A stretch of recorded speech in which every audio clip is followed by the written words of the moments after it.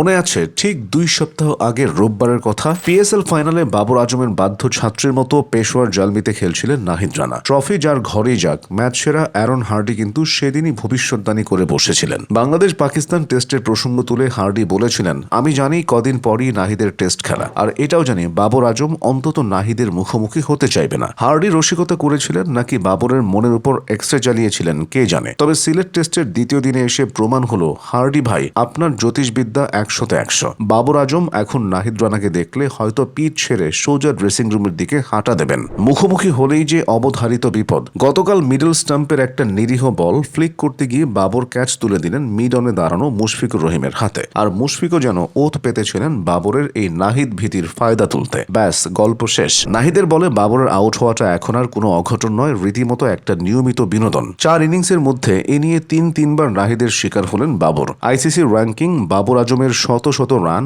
Cover ড্রাইভের সৌন্দর্য সবকিছু নাহিদ রানার 145+ গতির বলের সামনে এসে কেমন যেন গুলিয়ে যাচ্ছে। অথচ এই দ্বৈরথের ইতিহাস কিন্তু খুব বেশি পুরনো নয়। প্রথম দেখা হয়েছিল 2024 সালে রাওয়ালপিন্ডিতে। প্রথম টেস্টের প্রথম ইনিংসে বাবরকে বল করার সুযোগই পাননি নাহিদ। শরীফুল ইসলাম এসে প্রথম ওভারের দ্বিতীয় বলেই বাবরকে 0 রানে ফেরত পাঠিয়ে নাহিদের মুখের গ্রাস কেড়ে নিয়েছিলেন। নাহিদ হয়তো মনে মনে বলেছিলেন, ভাইরে আমার শিকারটা অন্তত আমার জন্য রাখতিস। নাহিদ অবশ্য বেশি দিন অপেক্ষা করাননি। দ্বিতীয় ইনিংসে বাবর যখন আবার ক্রিজে এলেন, নাহিদ যেন জাদুর প্রদীপ থেকে বের হয়ে এলেন। পুরো ইনিংসে নাহিদ উইকেট পেয়েছিলেন মাত্র একটি, আর বলা বাহুল্য সেই স্পেশাল উইকেটটি ছিল মহামান্য বাবর আজমের। এরপর দ্বিতীয় টেস্টের দ্বিতীয় ইনিংসে বাবর যখন মাত্র 11 রান করে একটু থিতু হওয়ার চেষ্টা করছেন, নাহিদ আবার হাজির। ভাইজান অনেক হয়েছে, এবার তাঁবুতে ফিরুন বলেই বাবরকে আবার প্যাভিলিয়নের পথ দেখালেন। সেই পুরো সিরিজে বাবরকে মাত্র 24টি বল করার সুযোগ পেয়েছিলেন নাহিদ, তাতেই 2বার আউট। স্ট্রাইক রেট দেখলে যে কোনো ব্যাটারের হার্ট অ্যাটাক হওয়া স্বাভাবিক। আর সিলেটে কি হলো, প্রথম 14 বলে বাবর নিলেন 9 রান, মারলেন একটি বাউন্ডারি। হয়তো ভাবছিলেন না এবার বাঘের খাঁচায় বন্দি হব না, কিন্তু 15 নম্বর বলটি আসতেই বাবর আবার সম্মোহনের ঘুরে চলে গেলেন। ফ্লিক করতে গিয়ে ক্যাচ দিয়ে এলেন মুশফিকের হাতে। পুরো হিসাবটা যদি একটু সরল পাটিগণিতের ছকে ফেলা যায়, তবে বাবর আজমের জন্য সেটা হবে একটা দুঃস্বপ্ন। টেস্ট ক্রিকেটে 4টি ইনিংসে নাহিদ রানার মোট 39টি বল ফেস করার সৌভাগ্য নাকি দুর্ভাগ্য হয়েছে বাবরের। আর